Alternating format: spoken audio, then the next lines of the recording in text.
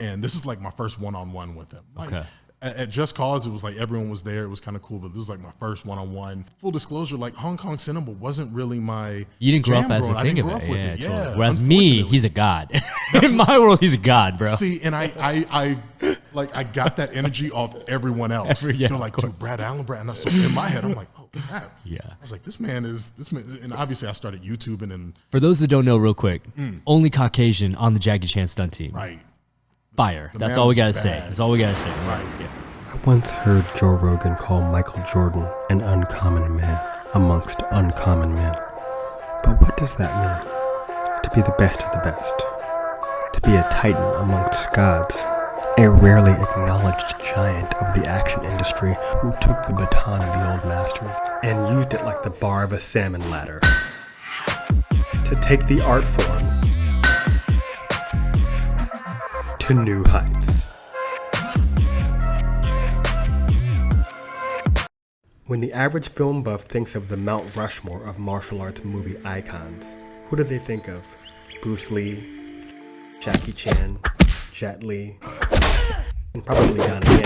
But what about the choreographers, the action designers, stunt coordinators, the people who risk life and limb to provide us with jaw-dropping spectacle that is the definition of popcorn entertainment? Also, this guy broke his leg.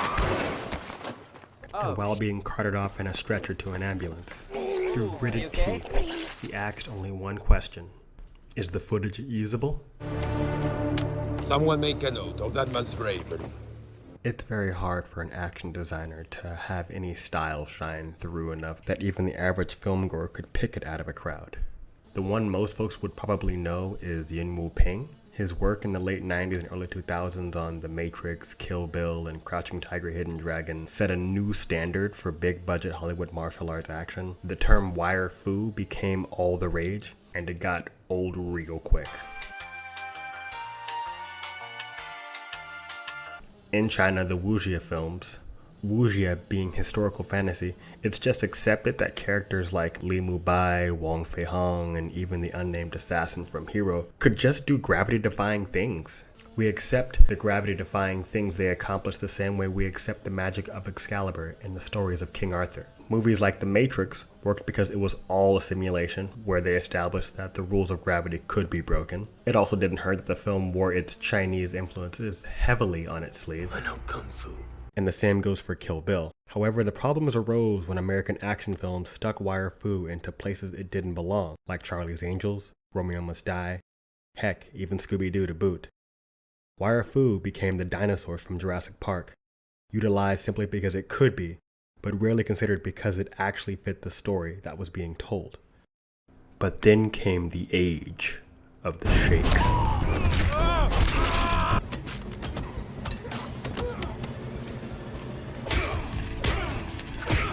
Yeah, I wasn't a fan of that shaky cam, cutty, 7 cameras rolling, 2 seconds, 2 seconds cut, 2 seconds cut. Like, your brain can't process. All you'll see is shuffle, shuffle, shuffle, book in the neck, shuffle, shuffle, shuffle, pen in the arm, like there's only bullet points. But in 2008, there was a spark. A spark that by 2010 would erupt into a raging fire.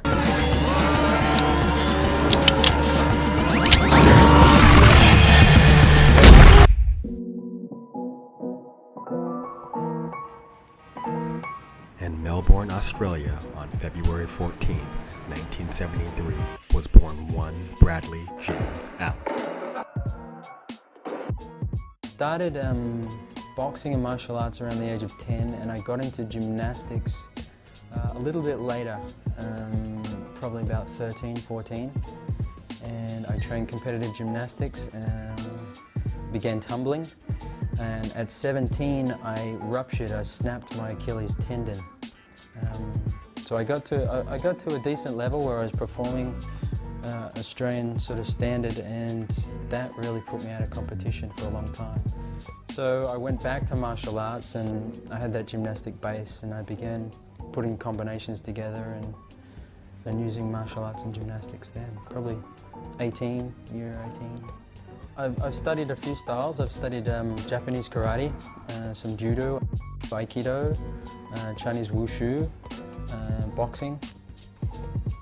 For me, a combination of all of those things, especially if you're making movies, is really important. A lot of guys who are trained in wushu have trouble reacting in certain ways, and as opposed to somebody who's trained in taekwondo who can't necessarily do the acrobatic moves that a wushu trained performer can. So if you've got this combination or a combination of skills, you're much better prepared for making movies. I had graduated from university, or I just started studying at university, and I received a scholarship to go study in China. For me, that was a planned effort because I wanted to study the martial arts, and doing it through university through a scholarship was one way to excel in my language and also get the opportunity to go study martial arts there. So, while I was in Shanghai, I got my first opportunity to perform on a feature film. Drunken Master 3 was my first experience in Hong Kong Chinese feature film.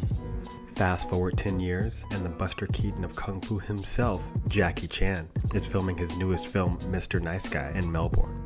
My first project with Jackie Chan and the Jackie Chan Stunt team was a film called Mr. Nice Guy. How did I get involved with that project? I had just returned from studying in Shanghai. I think the year was 1996. And I was not working as a stuntman in Australia. Mr. Nice Guy was shot in Australia, in Melbourne. And I heard Jackie was working on a film there.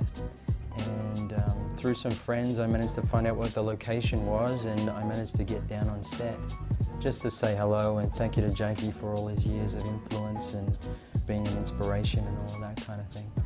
And I managed to get to say thank you to him, and I think I tweaked his interest because I was just a white kid, but I could speak Chinese. And he asked how I learned Chinese, and I told him that I was studying martial arts in China and the like.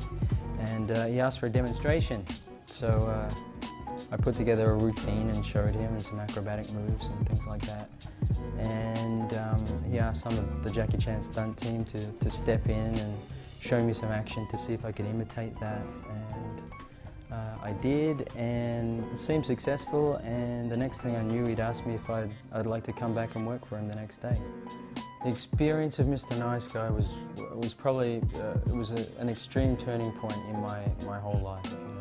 Jackie was the biggest influence growing up in my martial arts and in my whole life experience. Jackie was always involved because he was a hero to me.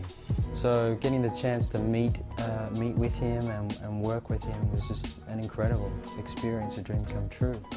So at the end of Mr. Nice Guy, I expressed my gratitude for the opportunity, and he said, "You did a good job, and I will call you again." He was then hired to work on Jackie's next movie, Who Am I? Think The Bourne Identity with a sillier plot, but way better fight scenes. In the film, he doubled Ron Swarnberg for this super sexy sequence of kicks. Allan would spend most of his early career behind the camera, making choreography with Chan or fighting him as a nameless goon. However, he did get to fight Jackie, mano a mano, in the film Gorgeous, and what I'd easily rank among Chan's best.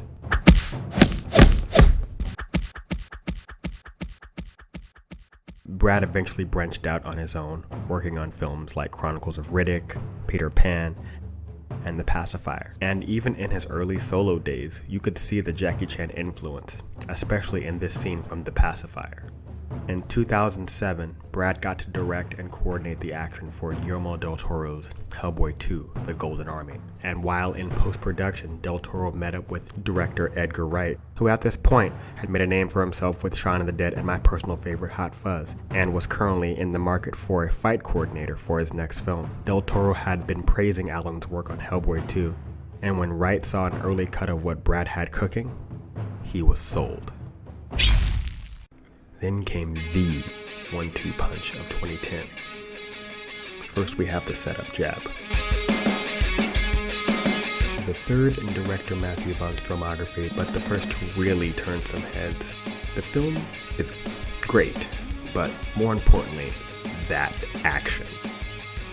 Up till this point, Brad's work consisted mostly of hand-to-hand and melee weapon play, but now a new ingredient had been added to the mix: guns. The gunplay in this movie is very proto-John Wick, especially in that Big Daddy scene.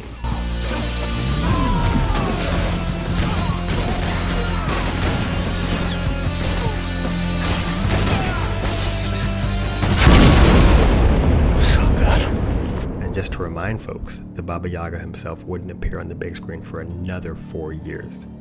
That being said, I also want to throw a quick shout out to Michael Mann's Collateral for giving us the proto John Wick. That film actually deserves its own video, so stay tuned. Now, where was I? Oh yeah. This movie really had a great variety of action set pieces, my favorite being the sequence where Hit Girl rescues Big Daddy. From the first-person shooter perspective through the night vision goggles, to the strobe light distraction, to Big Daddy giving his daughter guidance while being burned alive, to the slow-motion finish to that final line. This scene is just perfection. But now, for the right cross to end all right crosses, let's talk about Scott Pilgrim versus the world. Now, Brad's work on this is just on another level. If you've ever read the comic, you can imagine the task Brad Allan had in adapting its video game / Toon World style of action. I've only seen the movie 2 or 3 times, and yet I remember so much. So many moments of cool, hilarious bits of action. But what I really want to address in the film is the way they seamlessly switch stunt doubles in and out. Now, normally movies would show the actor taking a hit, cut to the stunt double taking the fall, and then cut back to the actor, now on the ground. A very traditional way. Nothing special, but it gets the job done. However, they did something a bit more unorthodox. Take the Scott versus the stunt double fight, for example. There's a moment where Scott does a jump spinning back kick to a roundhouse kick, to a side kick that transitions to a tornado kick, to a spinning hook kick combo, with the sequence ending in a skateboard hit.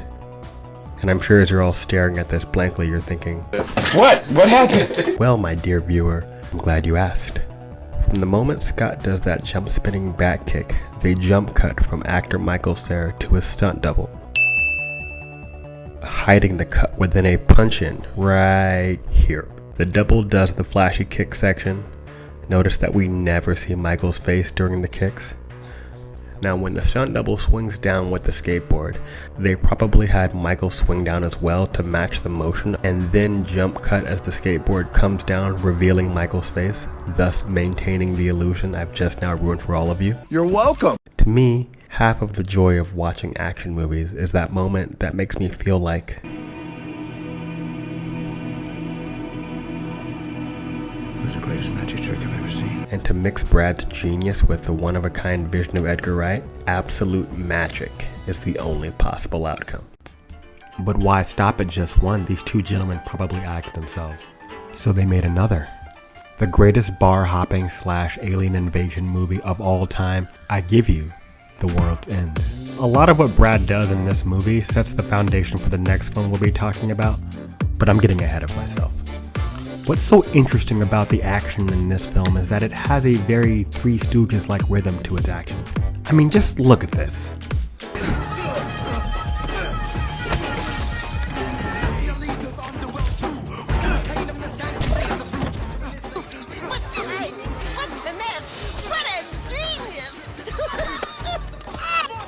As you can see, the action in this is less martial arts and more your stylized version of a classic bar brawl.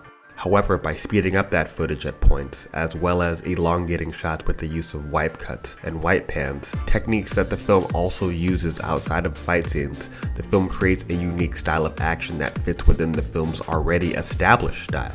One of the biggest problems, even in movies with great action, is the disconnect between drama and action. Action should be drama, but sometimes the action feels stylistically different from the rest of the film.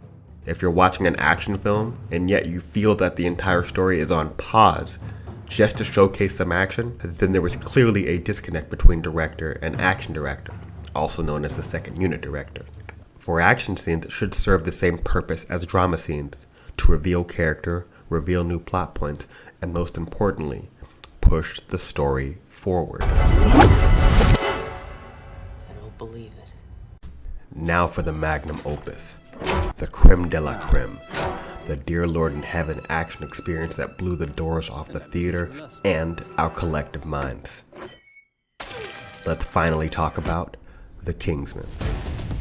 Brad's work in this film is a culmination of the films I discussed earlier, the gunplay from Big Daddy, the hit girl first-person perspective and acrobatics, the use of wipes and punch-ins to hide jump cuts, as well as hidden switch-outs of stunt doubles, as well as some new stuff that has a flair that feels, dare I say, anime?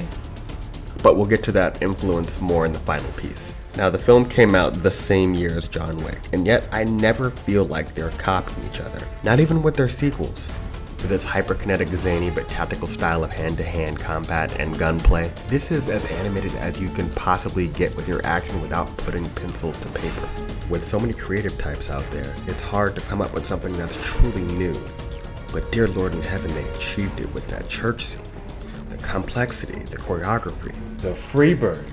Shot over 7 days, the scene features around 130 actors on the screen, including 20 stuntmen, 30 special actors, and 70 to 80 extras, and of course, Mr. Colin Firth. This conduction of chaos was as wild and adrenalizing as the guitar solo backing it. I mean, what else is there to say about this scene? It's been talked to death over the past decade. It is an absolute masterpiece. But before we get to our final piece, I want to address the obvious. Making movies is a team sport. So while I've been throwing all this praise at Mr. Allan, and rightly so, a ship is nothing without its crew. And Brad has built a great team over the years. One of the members of his team, Chris Cohen, has become an absolute favorite of mine, a god-tier cameraman and action designer in his own right. Check out his My Hero Academia fan film, and you'll see what this man can do with just a few stunt friends, a camera, and a sunny day at the park. The MCU had about a decade run of producing straight bangers, but the one thing that still felt like it was stuck back in the age of the Sheik were the hand-to-hand fights. If it was computer generated, it was all wides and clear fights. But if it involved just two real people duking it out, well...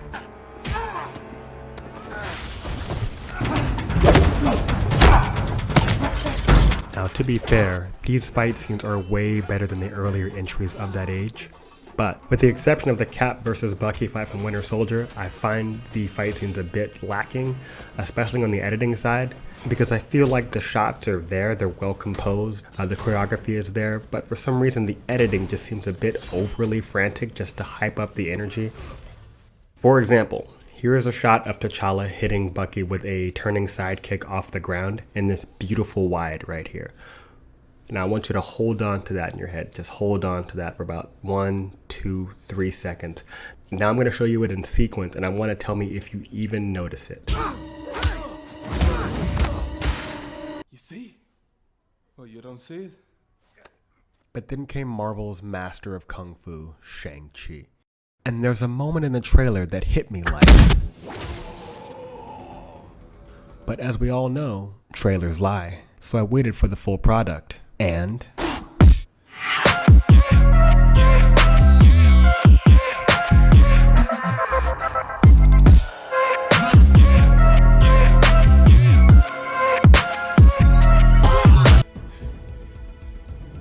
Now that's how you supposed to drive. From now on, that's how you drive. This is what I always imagined would happen if you gave a beast like Brad Allan a huge budget. And this part is the most important. Let him and his people do what they do best. It's a well-known fact within the action industry that the fight previses, which are pre-shot and edited blueprints of a scene, always look better than the final product. Which in theory doesn't make sense because the final product has all the bells and whistles that makes the movie, well, a movie. It all came back full circle as Brad got to make a proper kung fu movie again, and boy did they pull out all the stops. From the Wujia wire fu, to the Jackie Chan touches of action, to the clear anime influence. To all my Naruto fans, if you know, you know. The sun was truly shining down on what he and his team had accomplished. Unfortunately, that sun set way too early. On August 7th, 2021, 1 week before the movie's premiere, Bradley James Allan passed away of a heart attack at the age of 48. I wanted to do this video to showcase a true talent that for some reason had a very small presence online. And that's probably by design now that I'm thinking about it. Heck, outside of his fights from Gorgeous and his action stunt reel, the guy's practically non-existent. I had to read an article by Edgar Wright just to find out the man was also a devoted husband and a father of 2. Now, judging from this, the man clearly didn't care if the average Joe knew his name. But I do. I know he wasn't about the glory, but I made this video as a kind of digital bouquet. So here are your flowers, Mr. Allan. Thank you. Thank you so much for all the beautiful entertainment. We're gonna miss you. Cheers. If you like, hit the likes, please subscribe, and stay tuned.